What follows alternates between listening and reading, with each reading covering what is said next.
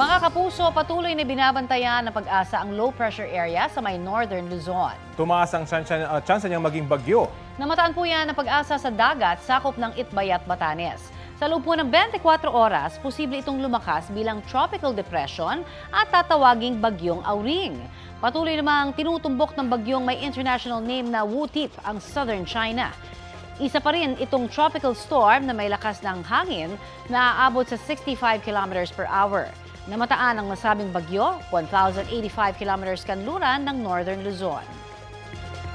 Kahit napagitnaan tayo ng bagyo at LPA, hanging habagat pa rin ang pangunahing nagpapaulan sa malaking bahagi ng bansa, kasabay ng pagdiriwang natin ng Araw ng Kalayaan. Base sa rainfall forecast ng Metro Weather, uulanin sa mga susunod na oras ang halos buong Luzon at Mindanao. Pinaalerto sa heavy to intense rains na maaaring magdulot ng baha o landslides. Posible rin ang ulan dito po sa Metro Manila at sa ilang panig ng Visayas.